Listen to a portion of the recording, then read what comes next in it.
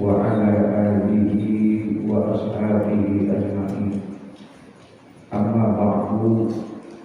قال الله تعالى في كتابه الكريم وهو أصدق القائلين رب اشرح لي صدري ويسر لي أمري واحلل عقدة من لساني يفقهوا قولي رب يسر ولا تعسر رب تمم بالخير سبحانك لا علم لنا إلا ما علمتنا إنك أنت العليم الحكيم ولا حول ولا قوة إلا بالله العلي العظيم.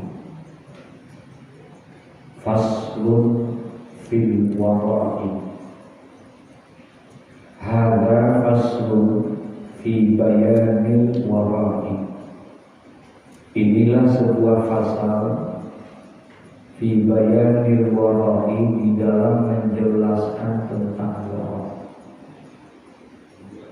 Kita sering dengar istilah wara'. Apa itu wara'? Apa wara'? Halo?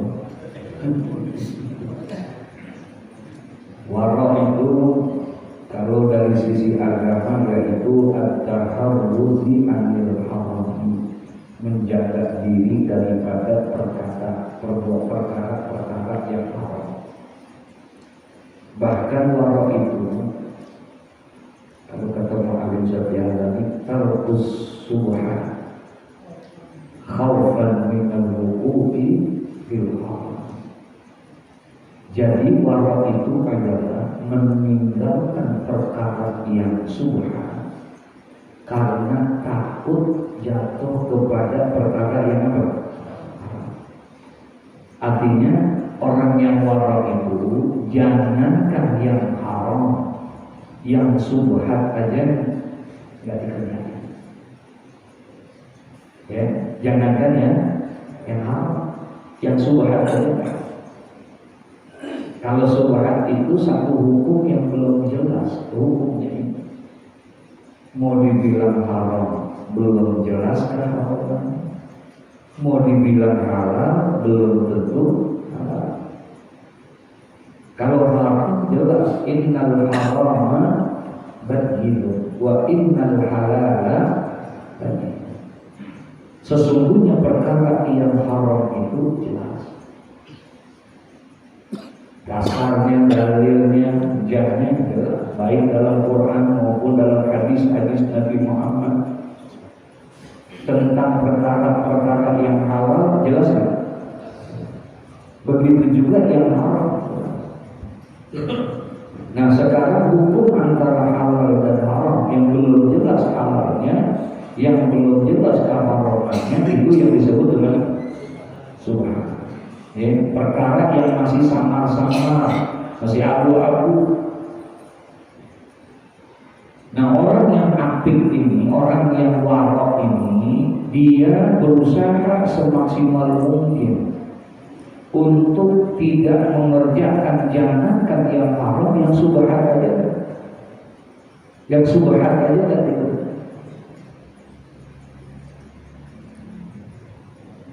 Terutama buat orang-orang yang menuntut ilmu, karena al-ilmu nur, ilmu itu cahaya minallah yang datangnya dari Allah. Dia akan masuk ke dalam diri seseorang, dalam hati seseorang yang memang bersih, baik dari perkara yang haram maupun yang subhan. Nah, ilmu masuk itu cepat. Yang begitu, ya. Kalau ada seorang talibul ilmi, orang yang menuntut ilmu itu, dia mampu menjaga seperti itu, insya Allah gampang. Allah akan berikan kemudahan-kemudahan, ya, untuk dia memahami ilmu, mendapatkan ilmu dan lain sebagainya. Ya, dia jaga. Makanya pengarang ini mencoba, Syekh Zarnuzi ini mencoba memberikan penegasan di dalam kitabnya Ta'lim Muta'allim ini. Ada satu bab khusus yang mesti diperhatikan oleh seorang limalibil ilmi, bagi orang yang menuntut ilmu. Kalau bahasa kita, kalau kalian ingin meraih ilmu yang manfaat, ilmu yang penuh dengan barokah, ilmu yang mudah dengan mendapatkan keberkahan Allah Subhanahu wa Ta'ala, maka hendaklah kamu di dalam diri kamu itu menjaga daripada perkara-perkara yang haram. Nah, menjaga diri dari perkara yang haram itu yang disebut dengan apa? Wara. Ya, hati makanannya, dari perbuatannya, dari pakaiannya, dari semuanya wara. Ya, wara. Kita baca kitab Riyadhus Shalihin ya di majlis ini. Itu di dalam kitab majlis Riyadhus Shalihin itu ada hadis yang cukup panjang tentang bagaimana kewara'annya Sayyidina Abu Bakar As-Siddiq radhiyallahu anhu. Sayyidina Abu Bakar As-Siddiq orang yang aktif, dia orang yang hati-hati. Ya, kalau di dalam pergaulannya, di dalam kehidupannya, baik hati-hati dari sisi pergaulannya, perkataannya, makanannya, minumannya, semua dia perlu dengan kehati-hatian. Jadi orang yang murah. Nah, dia punya ada salah satu budak dibeli sama dia itu yang dipelihara oleh Sayyidina Abu Bakar As-Siddiq budak ini.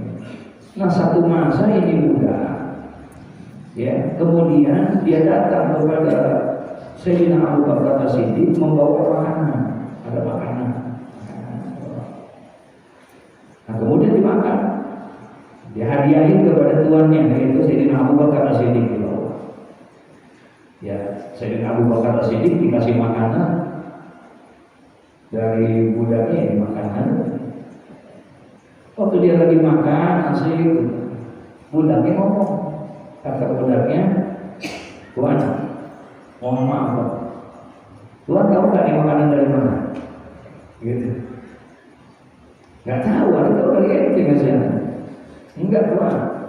Tadi waktu saya mau datang ke sini, saya ketemu sama seseorang.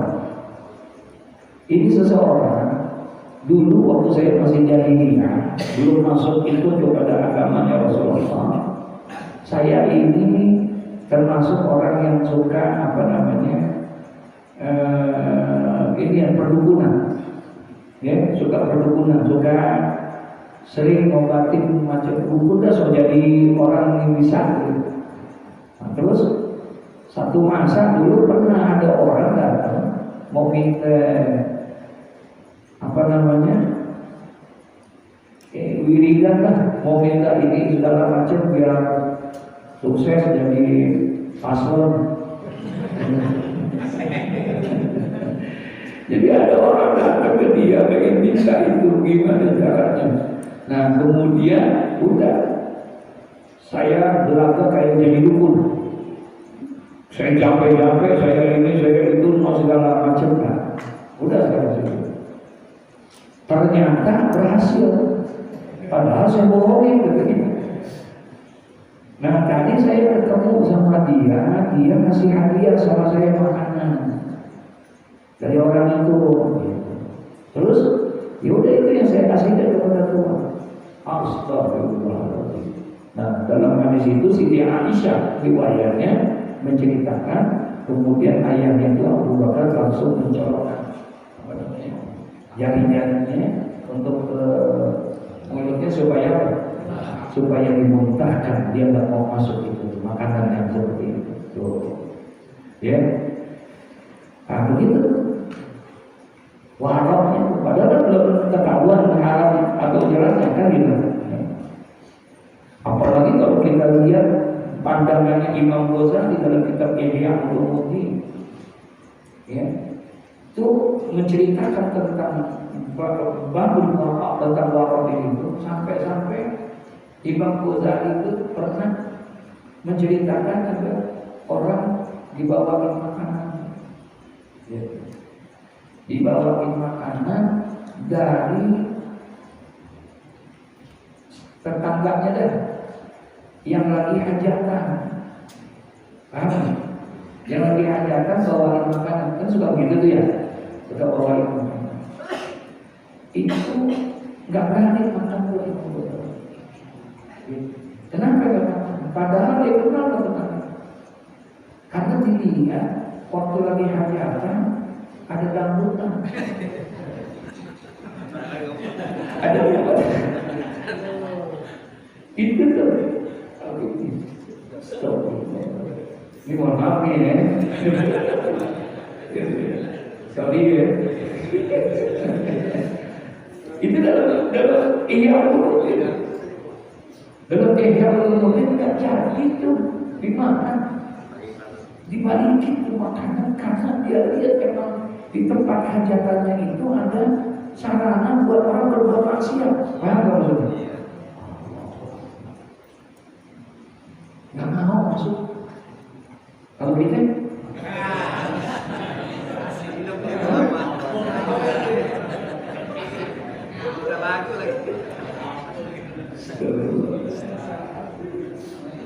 begitu kewaraannya para ulama terdahulu menjaga hal yang seperti ini. Itu dari sisi makanan. Belum lagi dari sisi yang lain, kehati-hatiannya dia. Bagaimana dia mau ibadah, tuh baju diperhatiin dulu, pakaian diperhatiin dulu, wudhu tuh, kena wudhu. Nggak tahu di sini ada. Tempat wudhu tuh biasanya ada obatan gitu. Kalau orang habis wudhu, dia kakinya dibersihin dulu, baru masuk. Ada nggak? Lontar.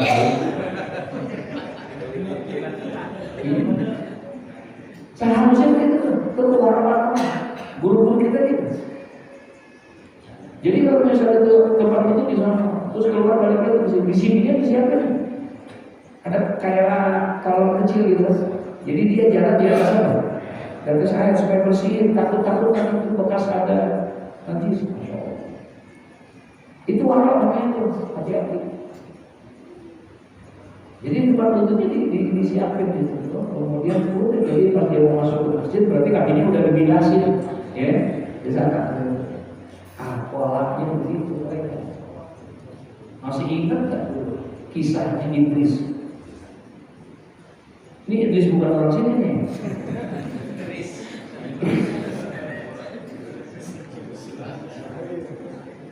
Dari Gaza, Palestina, anak muda yang namanya Idris. Dia lagi belajar untuk ilmu sampai. Nah kemudian satu hari si Idris main di pinggiran sungai Gaza. Ketika dia lagi main asik sama teman-temannya, dia lihat tuh di sungai, di aliran sungai ada apa? Ada buah apel. Ada buah apel di sungai aliran. Idris berhenti ngambil, dibersihin dia, dilap. Pikir apel masih bagus, dia bersihin, dia makan.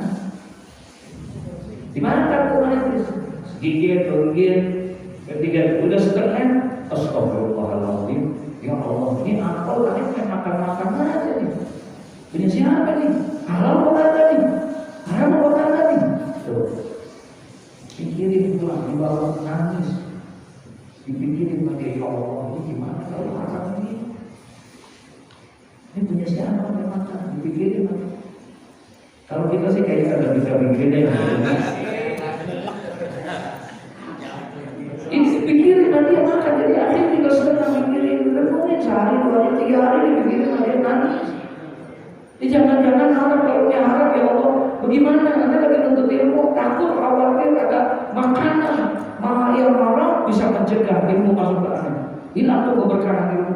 Nangis dia pikirin. Akhirnya diputusin sama dia. Enggak, kalau begitu saya harus cari dari mana sumber asal apel ini. Tuh, Idris. Akhirnya gimana caranya? Karena dia dapat di aliran sungai, maka dia jalan di pinggir sungai. Dia jalan, bukan sekilo, 2 kilo, berpuluh-puluh kilo dia jalan. Ketemu, nah itu pohon apelnya. Girang dia, yakin pasti pohon buah apelnya dari situ. Ketemu pohon apelnya, girang dia. Tinggal nyari pemilik pohon apel. Lah sekarang itu turun kan. Dari mana dia bisa cari? Kosong, nggak ada orang. Dia lihat di sana ada orang lagi macul. Ya, kejauhan di sana ada orang lagi macul di parahan nanti. Ada petani lagi macul. Ditanya assalamualaikum, waalaikumsalam, Tuhan, mohon maaf Tuhan. Kalau boleh saya bertanya dia ada Tuhan, Tuhan orang sini, iya. Asli orang sini Tuhan, iya. Kenapa? Enggak Tuhan. Kalau memang Tuhan orang sini berarti Tuhan tahu dong bagaimana keadaan di sekitar sini semua tahu. Semua saya tahu. Alhamdulillah. Kenapa? Tuhan tahu pohon apel yang ada di sana. Yang mana itu? Iya. Itu pohon apel siapa Tuhan? Itu pohon apel saya. Saya yang menanam dari kecil, saya yang nyirami, saya yang merawat, saya kasih pupuk sampai besar kayak begitu. Punya Tuhan? Iya, alhamdulillah. Senang banget di sini. Kenapa? Ada masalah apa dalam pohon? Dibuka, diambil sama dia buah apel yang udah ada, yang sisanya itu. Kata orang tua itu, apel siapa itu? Inilah yang saya mau datang. Saya dari kampung yang jauh Tuhan. Berpuluh kilo saya datang mencari. Maksudnya saya lagi main dengan teman-teman saya, kemudian saya lihat ada apel mengalir di sungai. Saya ambil, kemudian saya bersihin, saya makan. Setengahnya saya berhenti. Saya bingung ini halal apa haram. Saya takut kalau ini haram, saya lagi menuntut ilmu.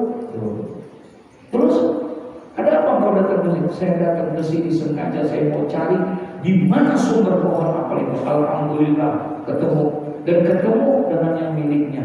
Oleh karena itu saya datang ke sini, saya mau minta maaf dan minta dihalalkan apa yang sudah saya makan. Apa kata dia? Mohon maaf, itu pohon saya rawat dari kecil. Saya rawat dari kecil, saya nyirami, saya ini segala macam berbuah. Sekarang kau makan tanpa izin sama saya, nggak izin, maafin. Saya nggak halalin begitu. Saya nggak halalin. Tuhan, saya jauh-jauh datang ke sini mau minta dengan niat yang baik. Enggak, saya nggak halalin. Baik, kalau memang Tuhan nggak halalin, saya bayarin ini apel. Berapa harganya? Saya berani bayar 2-3 kali lipat. Enggak, saya nggak jual. Minta dimaafin, kagak dikasih, mau dibayarin. Tuhan kelihatannya bekerja di sini sendiri. Saya siap bekerja membantu Tuhan 1 bulan, nggak usah diganti Tuhan. Yang penting Tuhan menghalalkan buah apel ini. Saya nggak bisa tidur Tuhan. Kalau ini selama ini belum dimaafkan dari itu, apapun saya akan kerjakan. Apa kata dia? Maaf, saya mampu bekerja sendiri, saya tak perlu bantuan orang lain. Saya tidak mau maafkan. Lah, dengan cara apa saya minta halalin? 1, kamu harus kawin sama anak saya. Kamu harus kawin sama anak saya. Baru itu syaratnya. Saya nggak mau jual, saya nggak ambil, saya mau berdoa. Saya masih belajar, saya belum bekerja, saya belum ini, saya nggak mau tahu begitu kira-kira. Akhirnya baik kan kalau memang itu persyaratannya dan Tuhan mau menerima saya apa adanya ya, dan saya siap. Baik, tapi perhatiin sama Tuhan. Dimohon maaf, dia anak saya satu-satunya, anak yang paling saya sayang, catat oleh kamu. Cuma memang dia berbeda dengan yang lain. Anak saya ini matanya buta dua-duanya, telinganya tuli, kaki dan tangannya cacat, lumpuh gak bisa bergerak. Waduh, si mikir nih, anjur matanya, telinganya, kakinya gak bisa berdiri, tangannya gak bisa berdiri. Itu anak saya ke atas. Tapi dia anak saya satu-satunya dan saya sama dia. Ini. Akhirnya dia pikirin, Tuhan, apapun itu saya siap. Yang penting Tuhan menghalalkan. Masya Allah, sampai segitunya. Akhirnya dikawinin. Nah, kamu sudah sah jadi menantuku dan kau sudah sah jadi suami daripada anakku. Terima kasih. Sekarang temuin di sini. Aku sudah bilang sama anak. Ya, temuin di sini. Nah itu ada kamar 2, 1, 2. Jangan kamar yang 1. satu tuh kamar bini gua. Masuk kamar yang kedua tuh kamar istri kamu. Udah, namanya juga santri. La tadkhulu qabla. Dia nggak akan masuk ke dalam satu tempat kecuali ngucapin apa? Salam. Ini disuruh mana kamar, udah diketok sama dia. Apa kata dia? Assalamualaikum warahmatullahi wabarakatuh. Tiba-tiba dari dalam ada suara keluar. Waalaikumsalam warahmatullahi wabarakatuh. Kaget dia. Wah, salah kamar ini. Salah kamar, balik dia bilang, Pak, maaf. Tadi Tuhan sekarang manggil Pak mertua udah. Pak, maaf Pak. Kayaknya salah kamar tuh. Bener itu kamar itu. Beda itu. Benar. Bener, udah masuk. Akhirnya dia udah. Bismillah. Assalamualaikum warahmatullahi wabarakatuh. Waalaikumsalam. Boleh saya masuk? Iya, silakan masuk. Masuk. Udah masuk ke dalam itu. Ternyata, masya Allah, berdiri. Ada perempuan berdiri, putih bersih cakep, tuh mata kayak bola pingpong. Cakep. Ya ilaha illallah. Lu namanya mahal kan? Dia lihat cakep banget tuh orang. Tuh perempuan masya Allah, kaget bener matanya, katanya muta, katanya tuli, kok bisa jawab, bisa ini, katanya nggak bisa berdiri, kok ini bisa berdiri, tapi semua segala macam. Apa katanya? Selamat datang wahai suami, ayahku sudah bercerita tentang engkau.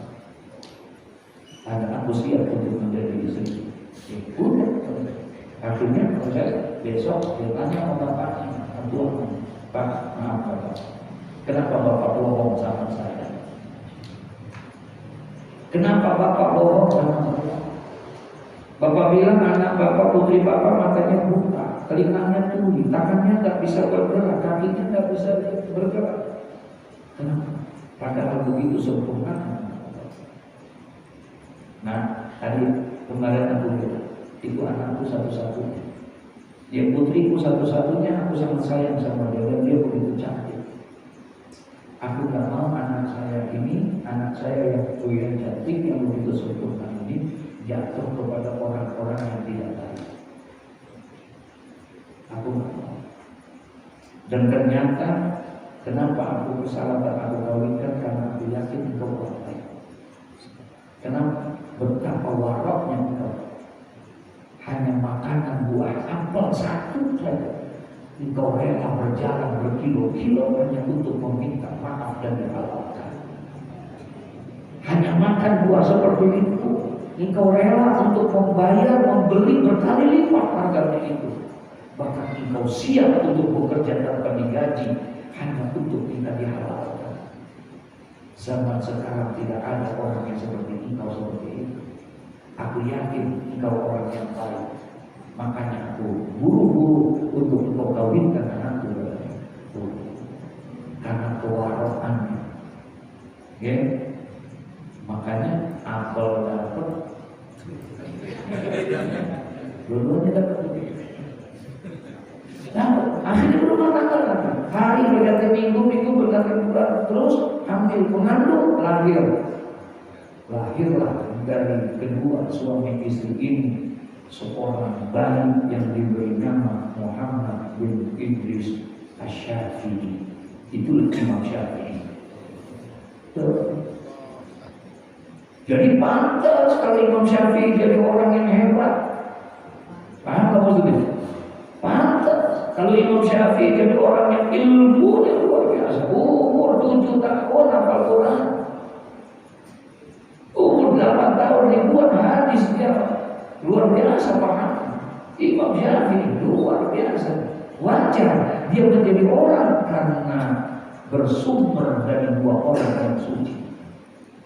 Buta mata anak dibilang buta dari pandangan-pandangan yang haram. Dia tidak pernah mendengar tuli dia daripada suara-suara yang dilarang. Tangannya tidak pernah berbuat yang itu yang maksudnya tangannya. Lalu kaki kakinya lumpuh. Itu karena dia tidak pernah berjalan ke tempat yang dia haramkan. Dia tidak pernah memegang daripada sesuatu yang diharamkan. Telinganya tuli karena dia tidak pernah dengar begitu. Subhanallah. Makanya itu sangat tertutup mendapatkan manfaat. Lahirlah Imam Syafi'i. Kenapa? Waro. Apalagi kalau kita lihat bagaimana kewaroannya Imam Syafi'i, Masya Allah. Nangis, nangis-nangisnya ketika dia belajar keganggu mulut, ngapal susah amat ini. Padahal dia udah hafal ribuan hadis apa segala macam. Mau ngapal banyak yang lupa ini itu apa? Mikirin, oh ya Allah. Datang mau gurunya, hanya mau gurunya, apa kata gurunya? Mungkin ada maksiat yang kau kerjain. Tak berjadi, bingung Imam Syafi'i nanti maksiat apa nih? Kira-kira ulama seperti Imam Syafi'i masih banting aku bukan begitu? Sampai Imam Syafi'i mikirin, kok guru bilang maksiat apa? Dia pikirin terus. Baru keingat dia, astagfirullah, itu yang menjadi penyebabnya mas. Itu kenapa? Dia pernah jalan lagi mau ngaji rumah gurunya, lagi jalan di depan ada perempuan. Nah dia di belakang, kemudian angin kencang. Itu angin mensimbak bajunya, baju perempuan yang di depan sampai ke angkat kelihatan betisnya. Betis.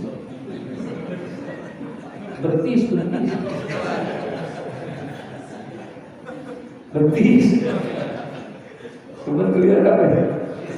Itu tuh yang menyebabkan aku jadi masuk lupa. Kalau kita yang kita lihat, astagfirullahaladzim, la haula wala quwwata illa billah. Walau kita kurang, betul ya? Ya Allah, ya Allah. Kita melihat dari mungkin itu. Tapi besok ada satu lagi.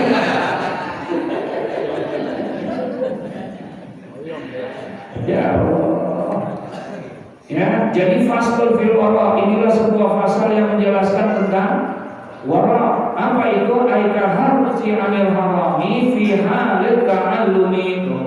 Ya, jadi adalah yang namanya wara itu menjaga memelihara diri dari perkara-perkara yang apa? Yang haram fi hali ta'allumi, terutama di saat sedang belajar di dalam menuntut ilmu. Tuh. Ya, jangan sampai bagi menuntut ilmu seperti kayak tadi. Rawa ba'dhum hadisan fi hadzal bab ay babil wara an Rasulillah sallallahu alaihi wasallam annahu qala man lam yatawarra fi ta'allumihi ibtalahu Allah ta'ala bi ahadi salasati asya. Nih, Masya Allah, hati-hati. Kata Nabi Muhammad sallallahu alaihi wasallam, man lam yatawarra, barang siapa yang tidak ada sifat waraknya, barang siapa yang tidak bersikap warak, yang fita'allumihi, di dalam belajarnya dia, waktu dia ngaji, waktu dia belajar, waktu dia menuntut ilmu, tidak ada sifat apa? Waraknya sama dia. Maka katanya ibtalahu Allah Ta'ala, niscaya Allah Subhanahu wa Ta'ala akan memberikan kepada dia bala. Allah Subhanahu wa Ta'ala akan memberikan kepada dia bala, ujian, cobaan kepada orang itu bi ahadi salasati asya, yaitu dengan salah satu di antara tiga. Allah akan berikan sama dia tuh. Kalau ada orang yang menuntut ilmu tapi ceroboh, kagak ada war-warnya, kagak ada apik-apiknya, paham ya maksudnya ya? Itu apa aja dimakan, awan terima kagak dipikirin, ala-ala ini itu semua, segala macam, gak ada war-warnya. Warok sama yang tua, sama yang muda, warok sama gurunya bagaimana, tutur katanya, perbuatannya, dia belajar kan gak apik ya kayak begitunya. Ya, nah orang yang seperti itu katanya ibtalahu Allah Ta'ala, Allah akan memberikan kepada dia bala ya bi ahadi salah satu asya, dengan salah satu di antara tiga barang, ya apa imma ayuni lahu fi sababihi, tuh Masya Allah. Ya, bisa jadi yang pertama ujian cobaannya tuh orang yang menuntut ilmu itu, ujian yang pertama Allah matikan dia dalam usia yang muda, ya, supaya dia tidak berkelanjutan melakukan perbuatan itu. Allah matikan dia di dalam usia yang apa? Yang masih muda, kata Nabi. Ayyumi tahu fi sababihi, tuh Masya Allah. Ya, diberikan seperti itu. Au yuqi'ahu fi rasatihi. Atau yang kedua, Allah akan menjerumuskan dia, menjatuhkan dia fi rasatihi, yaitu ay fil qura baina qaumin jahilin. Allah akan jatuhkan dia, Allah akan ceburkan dia di dalam satu perkampungan, berkumpul bersama orang-orang yang bodoh dan orang-orang yang tukang maksiat. Itu dia. Kalau tahu ada aja, tahu pindah, ya rumahnya, tahu pindah ininya, akhirnya pindahnya bukan di tempat yang baik, malah di tempat yang apa?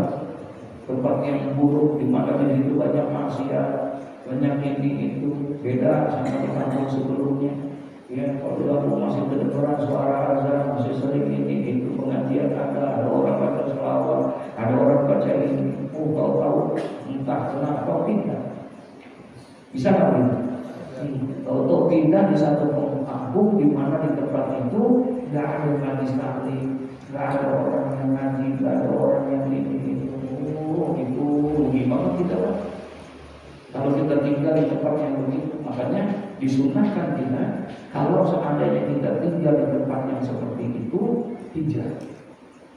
Kalau di kampung kita tidak ada majelis ilmu, tidak ada pengajian, kita dianjurkan untuk apa?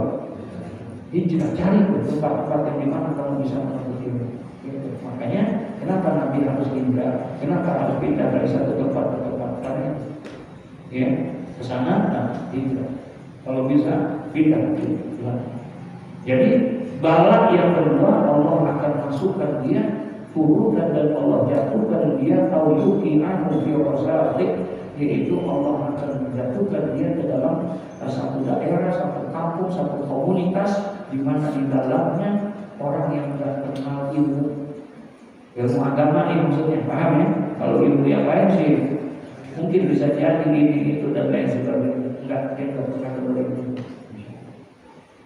Satu hari ada orang datang ke rumah, teman dari sisi ekonomi maju dia terus pindah ke dalam satu kampung, satu kompleks yang dimana rumahnya kalangan lux, orang high-tech, orang hebat, orang kaya.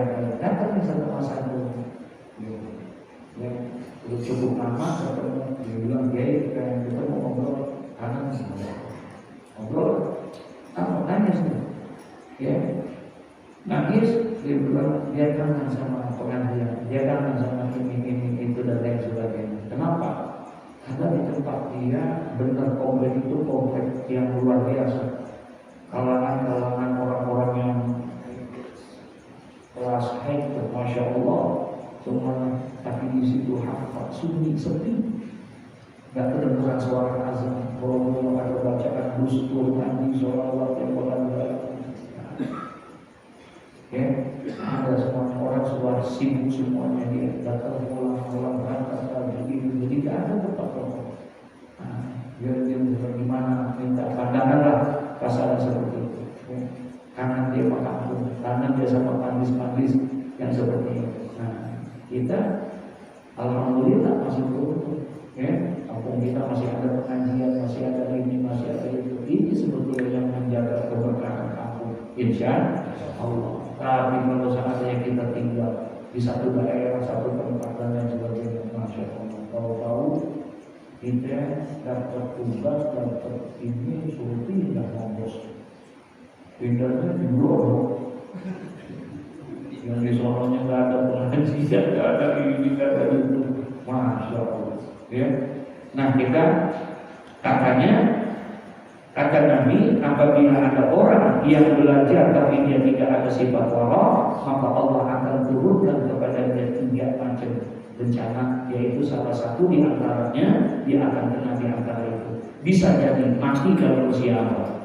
Mudah. Yang kedua, Allah pindahkan dia ke dalam satu tempat di mana tempat itu tempat orang berkumpul, orang-orang yang jahil dalam ilmu agama, nggak peduli dengan urusan-urusan agama. Ya. Atau yabtaliyahu bi khidmati sultan. Nah, kemudian bisa jadi diujinya dengan apa dia? Bi khidmati sultan. Allah akan menguji dia yaitu dengan mengabdi kepada penguasa. Ilmunya yang begitu luar biasa, tapi akhirnya untuk dengan hidupnya bersama dari penguasa. Oh ini itu badai sebagainya, masya Allah. Jadi zaman sekarang ya, bisa diputar balikin, ya. Pokoknya bagaimana kita dalilnya, apa kita cari, yang penting bosnya kepilih besok, begitu nggak begitu? Iya, masya Allah, luar biasa tantangan. Itu kita sebetulnya ujian tuh, ya, ujian buat orang-orang yang berilmu. Ya, ujian semua segala macam. Lagi dikasih duit, kira-kira ada yang kalau dikasih duit kira-kira ngomong juga sama yang lain. Pasti ada beban soalnya. Ya, lagi dikasih apa? Wah, kita pakai Allah, bisa khutbah Jumat isinya dia doang. Bisa itu bukti diangkat, karena ini ujian pasti kita, ya, masya Allah. Faman akan talabul ilmi awra'a karena ilmu anfa'u wa ta'allumu lahu. Nah, maka ketika adanya mencari ilmu itu adalah orang-orang yang wara, karena ilmu anfa'u, maka niscaya ilmunya itu akan berguna menjadi ilmu yang bermanfaat, wa ta'allumu lahu, dan proses belajarnya. Jadi kalau kita masih kata-kata berlian makan, nah, berarti warok itu masih dipertanyakan, ya. Makanya kalau kita baca manaqibnya Al-Habib Abdullah bin Alawi Al-Haddad, ya, Imam apa namanya Shahibul Ratib, beliau itu orang yang sekali makan buat 7 hari. Jadi sekali makan buat 7 hari, artinya lebih banyak puasanya. Terus kalau buka puasa juga nggak kayak kita. Jadi buka puasa juga dengan kurma, dengan gula, dengan air jus yang sudah lebih banyak diisi dengan berpuasa. Jadi satu kali makan 2 hari, beda tipis mati. Ya, kalau kita 7 kali makan, iya, kalau kita beliau kan 1 kali makan buat 7 hari, kalau kita 7 kali makan, ya tidak, pagi-pagi udah ketupat sayur sama bubur ayam Cirebon. Ini dianggap masih belum makan sarapan. Iya, karena belum pernah nasi uduk, belum pernah nasi. Kita udah kalau makan mulu kan. Wa kasratin ngomong, banyak ngomongnya. Orang yang wara menjaga diri daripada banyak ngomong. Urusan makan tadi ini belum masuk kita keluar, betul ya? Karena kita masih doyan. Yang kedua ngomong, masih banyak ngomong nggak? Masih banyak tidur, asal tidur. Ini udah bisa hitung kan tidur kita? Astagfirullah. Udah naik mobil ke Bandung, bis turun sana, nggak bisa tidur gua.